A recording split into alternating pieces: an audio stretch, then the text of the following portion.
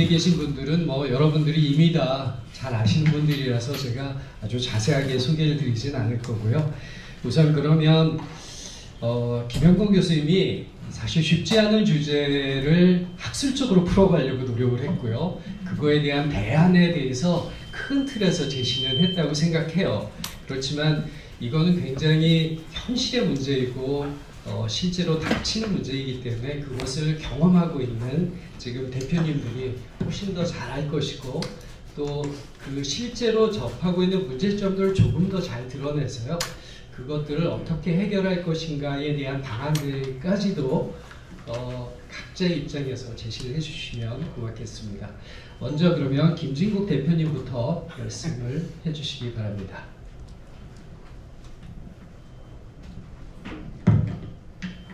네, 안녕하세요. 김진국입니다. 지금 교수님께서 말씀하셨지만 그리고 또 우리 김 교수님께서 발표를 하셨는데 우리 여행업에 대한 문제점에 대해서 여러 가지 정말 부끄러울 정도로 여행업에 종사하는 사람으로서 굉장히 공감하는 부분도 많고요.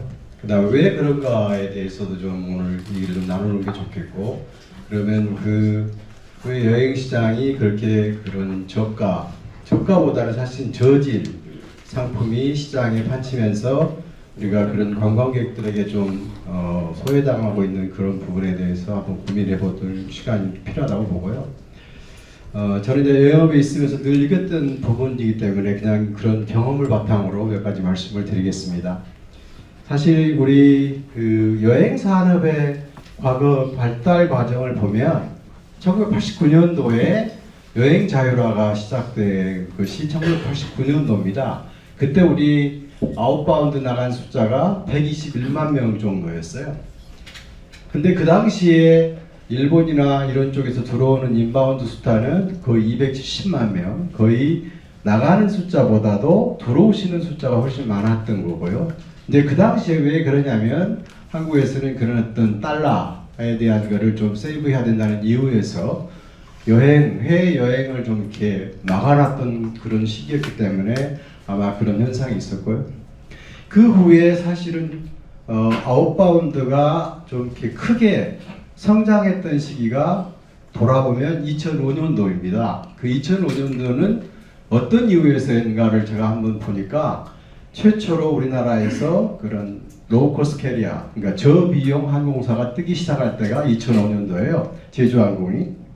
그래서 본격적으로 시작한 것은 물론 2011년부터 했는데 그때 그 다음에 최초로 그때 우리나라의 인터넷 그런 어떤 보급률이 실질적으로 3천만 명이 넘은 시대가 2005년도입니다. 그 얘기는 결국은 그동안에 여행사에 의존했던 그런 고객들이 나도 이제 인터넷을 통해서 항공요금도 볼 수 있고 호텔도 볼 수 있는, 그러면서 사실은 여행시장이 크게 확산되는 계기가 된 게 2000년도 중반입니다. 그때 보면은 2000년도 중반이 되면서 2005년도에 드디어 1000만 명이 해외여행을 나가는 시대입니다. 그때도 대부분은 그래도 좀 그룹으로 나가시는 분이 굉장히 많았어요. 그 당시에도.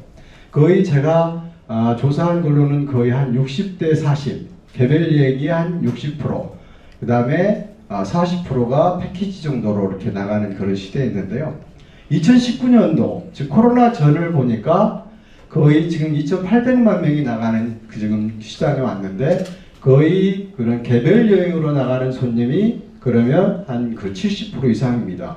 그리고 인디비로 나가시는 분이, 그 다음에 그룹으로 나가시는 분이 한 30% 정도로 되고 있는데, 그래서 한 800만 명이 2019년도에 나간 걸로 되어 있어요. 그럼 왜 그 고객들은 그 편리하고 합리적인 패키지 관광을 버리고 왜 개별 여행을 갔는가? 그거는 여러 가지 이유도 있지만 아까 인터넷 환경에 의해서 내가 정보를 많이 가져오는 이유도 있지만 가장 중요한 것은 패키지의 불편함 때문입니다. 아까 교수님께서도 말씀하셨지만 그 불편함이 그럼 뭔가를 다시 보면 너무 일정이 타이트하더라. 새벽 일찍부터 깨워서 밥을 먹여.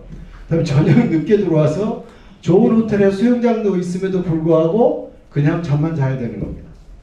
그 이유가 그럼 타이트한 이유가 또 뭔가를 봤더니 너무나 많은 과다한 쇼핑과 과다한 옵션 투어입니다. 그럼 과다한 쇼핑과 옵션 투어를 하기 위해서 일정을 타이트하게 만든 거예요. 그러면 또 과다한 쇼핑과 과다한 옵션을 왜 만들었는가 봤더니 여기 판매단에서부터 문제가 시작됩니다. 그 원인은 실질적으로 아까 2005년도에 우리나라 최초로 그런 그 저비용 LCC가 운항하면서 공급이 과다하게 늘어났어요. 공급이 과다하게 늘어나면서 사실은 항공사로부터의 가격 경쟁이 시작됩니다. 그때 항공사에서 자기 항공 좌석을 먼저 팔게 하기 위해서 홈쇼핑 요금이라는 것을 여행사에 던져줍니다. 그럼 마치 여행사 입장에서는 홈쇼핑의 특가를 받아서 좀 더 가격 경쟁력이 있는 상품을 만들어야 되겠다라고 해서 스타트를 하는데 뿐만 아니라 홈쇼핑이라고 하는 채널 자체가 가격 민감도가 굉장히 높은 채널이에요. 그래서 굉장히 저가. 그래서 아까 교수님도 말씀하셨지만 원가보다도 더 싼 원가가 포함된 여행 상품이 나옵니다. 그러면 원가보다도 싼 여행 상품이 있었기 때문에 현지에서는 그 원가를 회복하기 위해서 결국은 과다한 쇼핑을 해야 되고 과다한 옵션을 해야 되는 것이 계속 반복되는 거죠. 그럼 왜 여행사는 홈쇼핑을 가는가? 그 또 하나의 문제점이 아까 항공사로부터의 그런 홈쇼핑 요금도 있지만 사실은 자체적인 판매를 가질 수 있는 부분이 굉장히 아직은 영세합니다. 그 얘기는 즉 브랜드 인지도가 실질적으로 낮았기 때문에 그런 원인도 있죠. 그래서 브랜드 인지도를 키우기 위해서 대부분의 여행사들이 상장도 했습니다. 상장을 했음에도 불구하고 실질적으로 어느 한 날짜에 한 팀을 모객을 하기 위해서 굉장히 많은 공헌을 해야 되는데 그러다 보니까 자기 자체 오운드 채널을 통해서 하기보다는 다양한 제휴 채널, 즉 홈쇼핑이라든가 소셜이라든가 온라인 채널을 통해서 그런 모객을 시작하는 거죠. 그래서 아까 인터넷이 2005년도에 보급되면서 우리나라에 굉장히 인터넷 시장이 활성화되면서 또 하나의 가격 파괴가 또 나옵니다. 그래서 지금 두 가지 부분이 가장 저는 큰 원인이라고 보는 게 홈쇼핑이 됐던 것은 실질적으로 LCC의 그동 항공 공급에 대한 증가로 인해서 사실 홈쇼핑 요금이 시장에 나왔던 그거 하나와 온라인이 활성화되면서 온라인에서는 여전히 가격 민감도가 있어서 또 싸게 팔아야 되는 그런 이유 때문에 환경적인 변화죠. 그런 것이 결국은 경쟁을 하는 과정에서 굉장히 많은 그런 가격 경쟁을 해왔다. 그 가격 경쟁이 결국은 과다한 쇼핑과 과다한 옵션을 가져왔다라는 건데요. 그래서 이런 거를 잘 알고 있습니다. 그래서 그걸 깨기 위해서 굉장히 노력하고 있지만 그래서 제가 여행사 대표들끼리도 만났을 때 우리 홈쇼핑에 대한 채널을 통해서 판매하는 것을 좀 자제합시다. 그러면 또 일부 여행사 대표들은 그럽시다 하면서도 그런데 우리의 브랜드 인지도가 네 것보다 낮으니까 나는 그렇게 할 수밖에 없어 라는 그런 시장 상황입니다. 이해합니다. 그래서 제가 그 부분을 그렇게 계속 반복하다 보면 결국은 우리 산업, 여행 산업에 대한 것을 고객으로부터 정말 외면당하고 그 좋은 패키지의 편리함과 굉장히 합리적인 그런 상품들이 외면당하면서 결국은 다 개별력으로 뺏기는 시장으로 갑니다. 그러면 결국은 우리의 수익원은 점점 나빠질 수밖에 없는 거기 때문에 같이 우리는 힘을 합쳐서 그런 어떤 저가 채널을 대한 판매 활동은 좀 자제합시다라는 것이 저의 근본적인 제안이고요. 그거를 아무리 여러분 우리 협회를 통해서도 얘기를 했고 그 다음에 제가 공공 사적인 모임에서도 대표들과 얘기를 하지만 실질적으로 그 다음에 가면 여전히 홈쇼핑에서는 활성화되고 있습니다. 저희 회사 또한 그렇게 하고 있어요. 지금 보면. 그럼 그게 왜 그런가를 돌아보면 여전히 여행사에서는 아까 일정한 그런 상품을 가졌을 때 자기가 판매할 수 있는 마중물로부터 홈쇼핑을 되게 시작하는 것 같아요. 그래서 홈쇼핑 요금이 그걸로 들어가는 게 대부분의 그런 B2C 여행사나 일반 패키지를 하는 여행사들은 거의 100억 가까이 지금 1년에 집어넣고 있는 걸로 보고 있어요. 어마어마한 마케팅 비용입니다. 그러면 100억을 투자했으면 실질적으로 20억, 30억 정도는 벌어야만이 되는 그런 구조인데 오히려 거기서 그만큼의 수익을 내지 못하고 있어요. 오히려 마이너스를 보고 있는 상황입니다. 그러나 이거를 마중물로 해서 이게 고객을 늘려가는 하나의 그런 수단, 툴로 사용하고 있기 때문에 매우 안타까운 일이죠. 그래서 이런 거는 사실 협회에서 좀 이렇게 아까 정부의 대한 관여도도 말씀하셨는데 이걸 저는 어떤 식으로 해야 되는지는 모르겠어요. 그래서 협회에서 한번 고민했어서 이런 어떤 홈쇼핑에 대한 컨트롤, 조절을 좀 판매 채널에 대한 조절을 좀 해줬으면 좋겠다라는 것이 저희 제안이고요. 이제 그러다 보면 아까 서로 브랜드 인지도가 다르고 시장에서의 마켓 쉐어가 다른 여행사 입장에서는 자기들이 요구하는 것들이 좀 많을 거라고 봐요. 그래서 홈쇼핑을 보면 하기는 하되 횟수를 지금 10번 했던 거를 좀 5번으로 줄이자 라든가 여러 가지 그런 횟수를 좀 줄여야 된다는 걸로 보고 있고요. 저 또한 이제 그런 것들을 고민하면서 저는 이제 그 아까 3사 즉 항공사의 홈쇼핑 요금도 과감하게 우리는 좀 다른 방법으로 요금이 좀 나왔으면 좋겠다라는 거고요. 그 다음에 여행사에서는 또한 그런 어떤 항공사의 요금이 있기 때문에 그걸로 또 홈쇼핑을 해야 되는 그런 것을 또 바꿀 수 있는 계기가 될 수 있는 거고, 또 하나는 실질적으로 현지에서의 과다한 옵션, 과다한 쇼핑했던 걸로 인해서 늘 수익을 만들었던 것도 이제는 현지에서도 좀 다양한 상품으로 좀 적절한 그런 랜드피를 받아서 수익을 내면서 그 자원을 가지고 다양한 상품 개발하는 데 좀 쓸 수 있는, 그러면서 이 3사가 같이 움직여야만이 사실은 패키지 시장이 어느 정도 고객들로부터 다시 찾아올 수 있다고 보고요. 계속해서 아까 전체적인 그런 아웃바운드 숫자는 지금 늘어나고 있습니다. 아마 내년도에는 아마 거의 3천만 시대로 저는 예측을 하고 있는데, 거기에서 우리 그 30%가 그러자면 패키지라면 거의 900만 명입니다. 근데 이게 30% 숫자가 점점 줄어들고 있어요. 40%에서 35%, 지금 28%까지 떨어져 있습니다. 아마 내년도로 이렇게 간다면 또 예면적에서 25%까지 떨어진다면 계속해서 우리 패키지의 그런 매력적인 사실은 상품들인데도 불구하고 우리의 수요는 점점 줄어들지 않을까, 그런 부분을 이번 기회에 좀 다시 한번 심각하게 생각해서 좀 바르게 고칠 건 고쳤으면 하는 게 제 생각입니다. 좀 길었습니다. 죄송합니다. 네, 안녕하십니까. 지금 김윤국 대표님께서 이제 여행 패키지 상품에 대한 말씀을 많이 해주셨는데요. 오늘 이제 지속 가능한 여행 시장 활성화 방안이라는 부분이 유독 꼭 패키지 상품이 아니라 전체 여행 시장에서 가장 많은 비중을 차지하고 있는 일반 아웃바운드 문제를 제가 다른 각도로 접근해 볼까 합니다. 지금 여행 상품에 아까 교수님께서 내재적 특성을 말씀을 해주셨는데, 제가 보기에는 여행 상품은 같은 상품을 같은 방법으로 같은 고객에게 같은 시기에 판단하는 모순적인 내재성을 갖고 있는 것 같습니다. 그러다 보니까 그 한계를 극복하기 위해서는 당연히 가격 경쟁이라는 걸 선택할 수밖에 없는 그런 구조적인 환경에 빠져 있는데요. 제가 오전에 보니까 하나투어도 하나팩 2.0, 모두투어도 모두 시그니처 상품이 호응이 높다. 그 다음에 또 옆에 계신 김중국 대표님 쪽에서 얼마 전 행사에 직원 인설 제도를 활성화해서 직원들의 현지 출장 및 연수 기회를 확대해서 전문성을 강화하겠다. 굉장히 좋은 방안을 많이 강구해 주셔가지고요. 업계가 좋은 쪽으로 갈 것 같다라는 생각이 듭니다. 근데 제가 이제 기사를 보다 보면 어떤 또 기사가 나냐면, 하나 모두 투어 내년 대리점 영업 기대 건다. B2B 강화. 제가 지금 여행업 89년도 여행 자율화시대 때 89년도 10월 1일 날 여행업에 입사했는데요. 지금도 종사하고 있고요. 제가 법인을 한 건 2001년도입니다. 그럼 제가 22년간 한 기업의 법인 대표를 했고요.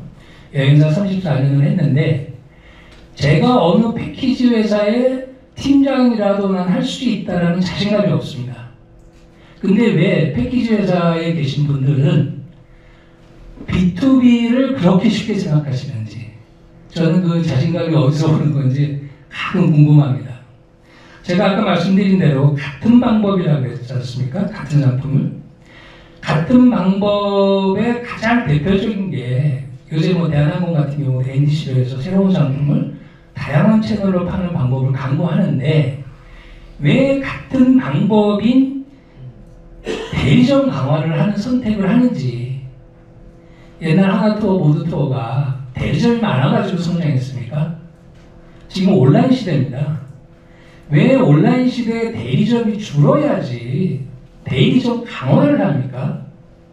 그리고 본인들이 평소에 잘하시던 패키지에만 열중하시면 전 될 것 같습니다. 저희가 과거 역사에서 배운다는 얘기를 하는데 하나투어 모두투어가 어떻게 성장했습니까? 자주색 옷 입고 파란색 옷 입고 브로셔 들고 여행사 찾아다니면서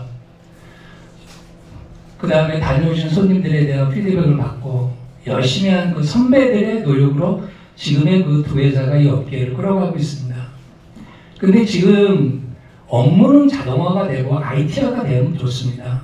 저희가 반도체 회사가 아닙니다. 여행업은. 저희가 뭐든지 IT로만 다 해결될 수 있는 건 아니거든요. 가장 기본적인 거는 인간의 행동 중에 인문학이 축약되어 있는 가장 중요한 게 여행업이거든요. 거기에 오로지 저희가 솔루션이라고 제공하는 거는 IT 개발, 대리점 강화. 오히려 지금 개선해야 되는 포커스가 너무나 다른 방향으로 가고 있지 않나는 생각이 듭니다.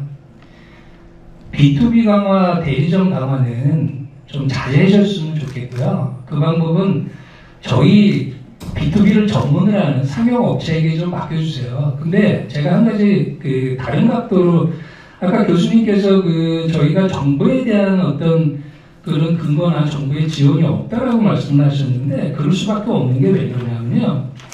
2018년도 발간된 한국관광공사의 그 자료에 보면 여행업계가 29,900개입니다. 29,900개. 그리고 뭐라고 되어 있냐면 5인 미만의 중소.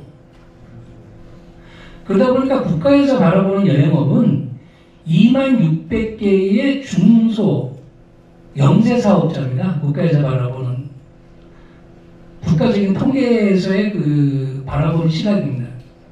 2018년도 국세청 조사 PC방, 전국 PC방이 14,464개입니다. 저희가 2018년도에 대한 여행사가 2018년도 PC방보다도 40,000개가 더 많습니다. 전국의 PC방보다도. 그리고 그 중에 서울, 경기, 인천에 있는 여행사가 18,000개입니다. 18,000개. 이게 여행시장의 자연적인 성장으로 인한 발전이 아니라 한진관광, 하나투어, 모두투어, 롯데 JTB 저희 동네마다 있습니다. 그 대리점이 저희가 과연 긍정적인 효과를 비쳤나 저는 그 생각을 해봅니다. 저희가 대리점 수가, 여행사 수가 29,900개가 되고요. 종사자가 100만이 넘는데 저희가 여당이나 야당이나 비례대표직 국회의원 한 분이라도 저희가 배출했습니까? 이번 코로나 사태 때 국회 앞에 저도 갔었습니다만 저희가 지금 그때 당시에 가장 먼저 만난 분들이 문체부가 아니고요. 중소기업 벤처부 쪽에 있었어요. 소상공인 지원해달라고. 그때 여행업의 본질적인 문제 해결의 방향을 문체부와 기회를 놓쳤습니다. 물론 몇몇 회사들이 그거에 따른 뭐 경제적인 편익을 좀 봤을 수는 있었겠지만요. 중요한 그 코로나 시대 때 저희가 정책적으로 문체부와 항공사와 여행사가 하나의 목소리를 내지 못했고 그때 오로지 중소벤처기업부에 그 200~300만 원을 받는 거에만 급급하다 보니 그 위기를 기회로 잡을 수 있는 기회를 놓쳤습니다. 그러면 그 많은 패키지 회사들이 지금 그렇게 키워놓은 그 많은 2만여 개의 여행사들이 그 이후에 문체부에다가 한국여행업회와 별도로 여행업 사단법인을 신청해달라. 이 지금 한국여행업협회는 대형 여행사들만 대변하기 때문에 중소여행사들은 따로 별도 사단법인을 만들어달라고 해서 신청한 적도 있었습니다. 저희가 이게 그 저가 상품이 만연하게 되는 이유는 내재적인 여러 이유가 있겠지만 현재 이 많은 여행사 또한 저는 저희가 한 번쯤은 어느 정도 저희가 짚고 넘어가 봐야 될 숫자가 아닌가라는 생각을 합니다. 제가 얼마 전에 이제 저는 뭐 중소상공 여행사만 34년을 했기 때문에 말씀을 드리는데요. 지금 아까 또 교수님께서 말씀하셨을 때 정부기관에도 저희가 좀 여러 가지 건의를 해야 된다라고 말씀을 했습니다. 제가 어느 국영기업을 거래하고 있는데요. 1년마다 한 번씩 국영기업이기 때문에 입찰을 합니다. 근데 그때 당시에 K모 여행사가 발권 수수료 2%를 썼고요. 그 다음에 D모 여행사가 3% 썼고요. 그 다음에 1모 여행사가 4% 썼고요. 저희가 10% 썼습니다. 당연히 저희가 떨어졌죠. 그래가지고 패키지 하드 K모 여행사에서 2%를 수수를 했습니다. 그러한 여러 가지 부분들이 패키지 상품뿐만 아니라 현재 여행업 시장에서 가장 많은 비중을 차지하고 있는 상용업체들도 그러한 부분에 있어서 보이지 않게 많은 지금 피해를 보고 있습니다. 과연 이 많은 제발 저는 그 자체적인 상품 개발에 여러 가지 요새 개선책들이 많이 나오고 있어서 너무나 반가운데요. 그 중에 제발 내년에 대리점 영업을 강화하고 하나투어 오프라인 매장 50곳 추가 개점 이게 지금 굉장히 헤드라인이 되어 있다는 자체가 저는 굉장히 좀 슬픕니다. 그리고 그때 코로나 당시 때 하나투어를 운영하시면서 많은 그런 부분들을 희생하셔가면서까지 지방의 많은 대리점 점들이 끝까지 버텼습니다. 그분들이 지금 이제 조금 활성화되면서 자생력을 얻고 자립을 하기 위해서 많은 그동안의 그 힘든 고생을 좀 스스로 많이 노력해서 좀 보답을 받으려고 그러는데 그 사이에 더 많은 또 신규 대리점을 또 모집한다니 이 무슨 어불성설입니까? 전체 여행시장에서 지금 그 패키지 상품을 운영하고 있는 회사는 뭐 많으면 30개 정도로 보고요. 그 다음에 2800개 여행사 중에 중소상용으로 해서 B2B를 하고 있는 곳이 한 5, 600개 정도 됩니다. 저는 패키지 회사뿐만 아니라 그 중소여행사들도 여러 가지 면에 있어서 개선이 되고 여행시장 환경이 개선이 돼야지만 지속 발전 가능한 여행시장이 지속되리라고 보고 있고요. 저는 그 부분에 있어서 진짜 이 패키지 쪽 그다음에 제가 그런 부분에 있어서 옆에 뭐 김중국 대표님도 하나도 계시고 그리고 노랑부서에도 뭐 대표님으로 계시지만 제발 그런 어떤 그 패키지 업체들께서 B2B 강화하고 대리점 강화한다라는 걸 좀 자제해 주셨으면 좋겠고요. 그리고 제가 여기 그 대한항공 고광호 본부장님 계시는데 제가 정말 본부장님한테도 하나 거드리면 한 회사에서 그 대부분 그 B2B 하게 되면 이제 그 상용팀에서 이제 주요 이제 거래처들도 가끔 이제 확인을 하시는데 한 여행사의 판매 비중이 여행사 상대로 하는 비중이 일정 부분 이상이 된다면 그런 부분들은 그 대한항공 측에서도 여러 가지 그 대한항공에서 또 여행사를 위해서 또 많이 또 베풀어 주시는 부분들도 좀 있는데요. 그런 부분에 있어서도 좀 차등을 좀 주셨으면 좋겠고요. 그래서 일단은 저는 여행 시장의 토양 자체가 건전하고 저희가 정말 어떠한 상황이 발생이 됐을 때 한 목소리를 낼 수 있고 그 다음에 여행업에 종사하는 분들이 2800개에서 4인 미만 소상공인입니다. 아까 지금 말씀하셨는데 패키지 상품이 저가가 되고 저질이 되기 때문에 그런 부분에 여행업의 인식이 안 좋고 그러기 때문에 더 이상 인재가 유입이 안 된다는 말씀을 해주셨지 않습니까? 그런데 그거는 비록 비단 패키지뿐만 아니라 또 일반 상용업체들도 마찬가지입니다. 상용업체들도 또 인센티브도 행사를 많이 하고 있거든요. 그렇기 때문에 저는 우선 저희가 이런 어떠한 그 코로나라는 어려운 시기를 겪고 난 다음에 저희가 우선 먼저 이 어떤 토양, 환경, 그 다음에 이 어떤 그 대형 여행사들이 가지고 있는 어떤 이런 사고방식 이러한 것들이 우선 좀 먼저 바뀌고 난 다음에 그 다음에 저희가 이제 상품 개발에 대한 서로 논의, 상의 그 다음 단계는 또 그거인 거고 그런 순서로 나가야지만 저희 업계가 그거를 보면서 이제 사실 그 도표가 하나 있었는데 그게 이제 소셜 딜레마라는 도표를 보면서 사실 좀 생각을 많이 했습니다. 그게 사실은 이게 게임 이론에 의하면 원래는 그게 25-25로 가면 안 되고 모든 사람들이 동의를 한다면 50-50으로 가야 균형이 이루어지는 건데 왜 우리는 25-25 있을까? 사실 그런 균형점이 깨지는 그 경우는 대개의 경우 이제 뭔가 어느 한쪽에서 굉장히 혁신을 이루어내는 거죠. 그래서 뭐 기술 혁신이라든지 이런 걸로 내가 뭔가를 훅 낮췄어. 그러니까 나는 더 저가 경쟁을 할 수 있어 라고 하던가 아니면 내가 볼륨을 무지하게 키워가지고 내가 공급망의 우위를 가졌어. 그래서 내가 더 싸게 팔 수 있어. 라거나. 저는 이런 좋은 경쟁은 아까 말씀하셨듯이 저가 경쟁은 좋은 거라고 생각을 합니다.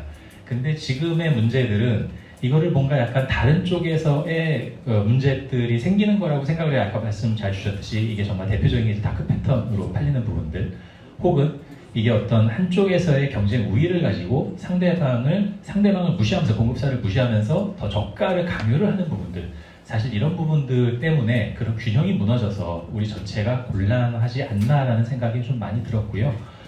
그런 관점에서 사실은 아까 이제 말씀 주신 대로 뭔가 정부의 그런 규제라든가 이런 걸 통해서 이건 푸는 거는 좀 맞는 방향인 것 같다. 그렇다고 우리가 늘 뭐 정부만 기대를 할 수는 없겠습니다만, 한 가지 좀 제가 꼭 이 자리에서 얘기를 하고 싶은 거는, 그런 규제를 도입을 하더라도 굉장히 좀 고민이 많이 필요한 게, 사실 이런 경우에 이게 이 뭐 패키지도 이제 앞으로 그렇게 되겠습니다만, 뭐 항공권, 호텔 팔고 이런 데는 사실 국경이 없어졌거든요. 그래서 글로벌 OTA들이 다 우리나라에서 들어가서 똑같이 장사를 하고 있는데, 대표적으로 그런 다크 패턴을 규제하겠다고 글로벌 OTA를 겨냥을 해서 뭔가 그 취소 환불 안 되는 상품들을 판매를 금지를 시켰더니, 결국은 우리나라 OTA들만 거기에 규제에 대해서 순응을 하고 글로벌 OTA들은 그대로 계속 판매를 하다가 아주 최근에서야 그것도 행정소송에서 또 패소를 했더라고요. 예, 이런 일들이 벌어지기 때문에 이런 역차별에 대한 부분들은 항상 유의하면서 좀 규제를 해야 된다라는 그런 생각이 들었습니다. 그리고 사실은 이제 뭐 최근에 이런 다크 패턴을 그러면 어떻게 이제 우리가 건너갈 수 있을 거냐라는 문제를 생각을 해보면, 아까 사실은 리뷰라는 너무 좋은 말씀을 해주셨는데, 사실 리뷰라든가 그런 걸 통한 브랜딩, 자기 브랜딩이 너무 중요한 부분인 것 같고요. 안타깝게도 우리가 계속 아직 저가 경쟁을 해야만 하는 이유는, 뭔가 이 소비자들이 우리 상품을 사는 거에 대한, 브랜드에 대한 그런 신뢰도가 아직 충분하지 않기 때문일 것이고, 이런 것들은 결국 또 다시 우리의 문제인 것 같고요. 사실 그런 많은 것들이 리뷰 외에도 온갖 사실 뭐 저희도 할 말은 없습니다만, 인터넷상에 그 안 좋은 그 나쁜 바이럴로 다 돌아다니고 있거든요. 사실 이걸 좋은 바이럴로 만드는 게 우리의 그 몫인 것 같고요. 너무 다행히도 최근에 그 가격에 대해서 저는 코로나 이후에 굉장히 긍정적으로 바라보고 있는 거는, 소비자들이 다소 높은 여행 상품을 이제 기꺼이 돈을 내고 사더라. 예, 그렇다면 사실은 소비자들이 그만큼의 밸류에 대해서는 나는 지갑을 열 준비가 되어 있어야 하는 것들이 아닐까 싶습니다. 사실은 엄밀히 말하면 지금 가격이 높아져 있는 거는 항공권이나 호텔이나 이런 그 공급망의 이상 때문에 비이성적으로 가격은 높아져 있는데, 사실 높아진 가격이 다시 내려오기까지는 그렇게 사실 소비자들의 심리가 뭐 당연히 계속 또 저가 덤핑을 한다면 그런 일이 벌어질 수 있겠습니다만, 우리가 지금 기회를 잘 살리면 오히려 지금 이 코로나 이후에 굉장히 좋은 시절을 맞이하게 되는 게 아닐까라는 그런 생각을 좀 해봤습니다. 이 여행 상품에 보면 저희 저가 여행 상품의 문제는 결론은 돈인 것 같아요. 소비자도 돈이고, 그 다음에 여행사도 수익에 대한 돈인 것 같아요. 결론은 뭐냐면 29만 9천 원에 관련된 이 상품을 판매를 하게 되면 통상 한 9천 원 정도 수익이 남습니다. 일반 소비자가 여행을 가기 위해서 요건을 하나 만들어도 5만 5천 원을 내고 가거든요. 근데 5만 5천 원에 대한 이 요건보다 못 남은 게 이 여행사의 현실이거든요. 그런데 29만 9천 원짜리 여행 상품을 팔면서 손님한테 10,000원 남습니다. 그러면 그것도 또 깎아달라는 손님들이 있습니다. 참 이게 지금 대한민국의 현실이죠. 그러면 계속 이 부분에 관련된 부분을 제가 이 여행업을 횟수로 25년째 이렇게 하고 있거든요. 25년째 이렇게 하고 있는데, 지금 코로나 이전과 이후에 이 패러다임이 좀 많이 바뀐 것 같아요. 어떤 거냐면, 코로나 전에 17, 18, 19, 20년도는 진짜로 여행사에 너무너무 활성화가 좀 많이 돼 있었고요. 좋았던 것 같은데, 코로나 끝나고 난 다음에 지금의 이 소비자의 이 손님들이 3년 동안 여행을 못 갔던 이런 여행 경비들이 진짜 많이 축적이 되어 있습니다. 근데 서울은 모르겠는데 지방에 관련된 부분은 제가 지금 6개월째 안 쉬고 지금 출장을 가고 있거든요. 이틀에 한 번씩 출장을 가고 있습니다. 그러면 소비자 손님들이 역으로 바뀐 게 뭐냐면, 야, 함 대표, 너하고 출장을 가고 싶은데 언제 날짜 잡을까? 그렇습니다.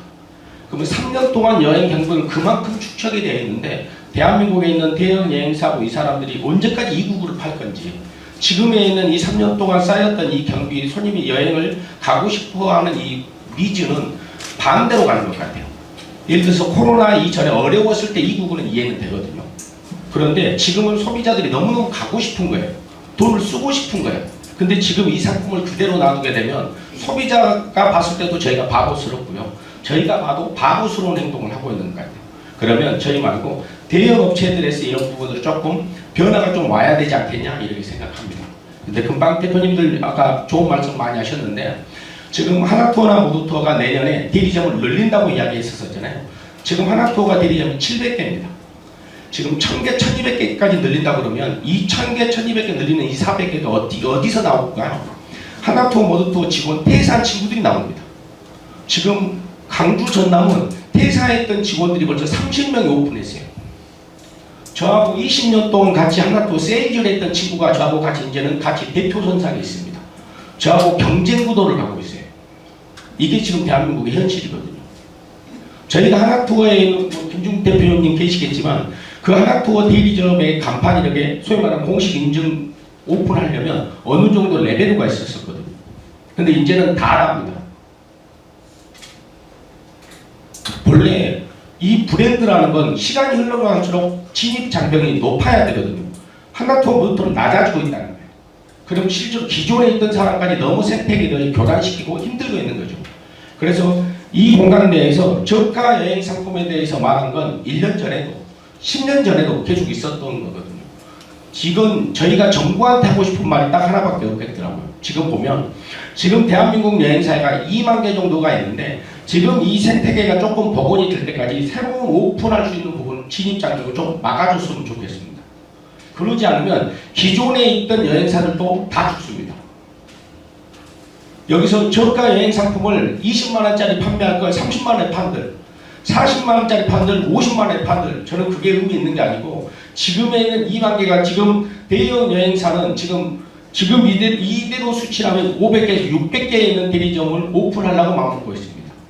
그렇게 하지 말고 지금에 있는 정부 문체부에서는 지금에 있는 그 여행사에 있는 그 오픈에 관련된 부분들은 한 1년 정도 아니면 이 생태계가 조금 복원이 될 때까지 막아주지 않으면 이 내용은 내년에도 똑같을 것 같고요. 내년에는 아마 299가 아니고 199로 저희가 이 상품을 세미나할 수가 있을 것 같아요. 지금은 그나마 10,000원 수익이겠지만 이 다음에는 5,000원 수익 갖고 저희가 싸움할 수도 있을 것 같아요. 그래서 오늘 이 세미나가 끝나고 난 다음에 저희 카타 회장님한테 간곡하게 부탁드리는데 진짜로 정부에 이런 부분에 대해서 자제해달라고 꼭 요청하는 바입니다. 이상입니다. 아무튼 뭐 오늘 그 여러분들의 말씀을 들으니까 이 생태계가 되게 어렵고 힘들고 그런 부분이 제가 생각했던 것보다 더 심각하구나라는 걸 느끼게 됐고요. 저는 사실 이제 중국에 최근 5년 동안 중국에 근무하다가 중국 지역 본부장을 근무하다가 올해 3월에 한국으로 들어와서 한국 지역 본부장을 하고 있습니다. 관련해서 제가 중국에서 느꼈던 두 가지 부분, 제가 했던 두 가지 그 액티비티에 대해서 좀 그냥 간단하게 말씀을 드리면, 중국에 2018년에 부임을 했는데 한국 가는 상품은 중국 위안화로 2,000원짜리 상품 또는 낮사면 888원짜리 상품들이 있는데, 일본을 가면 5,880원 상품인데 똑같은 2박 3일 상품이 있더라고요. 근데 만족도를 한번 중국 여의국에서 조사했는데 한국 갔다 온 사람들 다시 리피터가 되고 싶지 않다는 사람이 10%도 안 되고, 일본은 갔다 온 사람이 60몇 프로가 다시 리피터로 가고 싶다.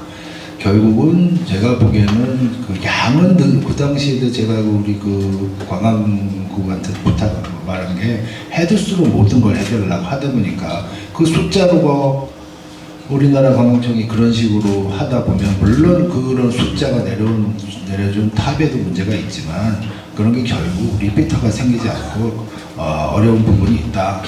그래서 그 관광공사에 우리가 소비자 만족도가 높은 만족 상품을 팔고 있는 여행사를 우리가 그 어떤 인증이라기보다는 선정을 해서 중국 지역에서 많은 이 여행사들은 상품이 만족도가 높더라는 것을 관광공사에서 한번 세팅해봐라. 그래서 그때 했는데 뭐 아직 또 코로나가 시작이 돼서 실행 못했습니다. 또 한 가지는 이제 항공권이었는데요. 시트립이라는 플랫폼 회사에서 여러 가지 회사가 다 항공권을 올려서 판매를 했는데 실제로 시트립 직판 같은 경우는 한 15%밖에 안 되고 나머지는 다 거기서 플랫폼으로 올려서 파는 그런 형태로 하고 있었습니다. 근데 그 중에서 돈을 정작 보는 사람들은 플랫폼에다 싸게 올려, 한 20% 싸게 올려가지고 환불 안 되게 해버리고 또 환불 오면 전화 끊어버리고 뭐 이런 어떤 비상식적인 판매를 하는 사람들이 프로핏을 제일 많이 남겨요. 그래서 제가 플랫저기 시트를 불하고 회의를 하면서 우리 화이트리스트로 한번 해보자. 그러니까 그런 식으로 소비자한테 계속 기만이라기보다는 기만이라고 어쨌든 이런 식으로 소비자 불만 계속 나오는 기업은 아예 대한항공 거기 6개 항공사가 다 참여를 했는데 항공권은 받지 못하는 거죠. 쉽게 얘기해서 그 플랫폼에서 들어가지 못하는 화이트리스트로 운영을 했거든요. 그래서 뭐 그런 방식이 뭐 지금 아이디어라는 솔루션이라고 되지는 않을 거라고 생각했는데 생각하고요. 제일 중요한 건 공신력 있는 기관에서 그런 부분을 자꾸 잘하는 부분이나 소비자 만족도 부분에서 계속 관심을 갖고 그렇게 현서를 육성한다면 자연스럽게 선순환 구조가 되지 않을까 개인적으로 그렇게 생각합니다. 감사합니다. 예, 고맙습니다. 네, 역시 사실 딜레마예요. 싸게는 그 여행 상품을 구매해서 가면은 처음은 좋은데 사실 서비스가 좋을 수도 없고 또 상품이 참 좋을 수가 없잖아요. 그러니까 가격 싸고 좋은 상품이라는 건 사실 있을 수가 없는데 이런 것들을 어떻게 인식시키느냐라고 하는 건 한 가지는 시간이 해결해 주긴 합니다. 왜냐하면 여행 시장이 성숙된 시장은 사실 이런 문제들이 훨씬 적고요. 지금 이제 새로 개척되거나 여행의 경험이 적은 시장들 같은 경우는 이런 문제들이 많이 나타나긴 해요. 하지만 우리가 아까 얘기했듯이 속도도 중요하기 때문에 빨리 해결하기 위해서는 우리가 좀 노력이 더 필요한 게 아닌가 생각하고 고강호 본부장님은 그런 면에서 항공사에서도 아마 시도를 할 것 같고 품질 관리와 여행사를 선택하는 데 조금 차별을 두는 이런 노력들 또 공정거래를 위한 어떤 그런 관리의 체계 이런 것들의 필요성들을 잘 말씀해 주셨는데 또 세계적으로 보면 2019년 우리가 아주 성숙기였다고 생각하는데 WTO 같은 경우는 2033년이 되면 2019년보다 50배 정도의 50% 정도의 관광객이 더 늘어날 것이다. 그리고 앞으로 지금은 그때쯤 되면 아마도 전 세계 일자리 9개 중에 하나가 관광에서 나올 것이다. 굉장히 긍정적인 전망을 하고 있습니다. 여행 산업은 줄어들 것 같지는 않아요. 코로나 같은 중간중간의 위기는 있지만 여행에 대한 욕구나 또 여행을 통해서 행복을 추구하는 사람들의 그 행동은 줄어들 수는 없을 거라고 생각합니다. 그런 면에서 어쩌면 우리 업계나 같이 하는 그 학자들 같이 같이 한번 고민해봐야 되는 것들은 비난과 비판의 차이라고 하는 부분들을 고민해볼 필요가 있을 것 같아요. 그러니까 비난이라는 것은 그 어려움을 부정적으로만 얘기하는 거에 그치는데요. 비판적 의식이라고 하는 것은 그 어려움을 찾아내서 문제를 해결하려는 의식까지를 포함합니다.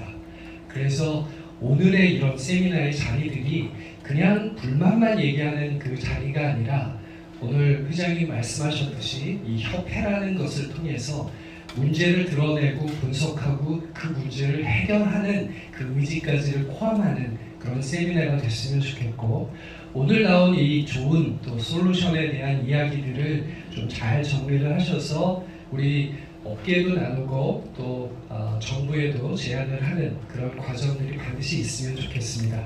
오늘 참석해 주신 주제 발표를 하신 분 또 토론자 여러분 또 같이 참석해 주신 모든 분들 너무 고맙고요. 다 같이 박수로서 마치도록 하겠습니다. 고맙습니다.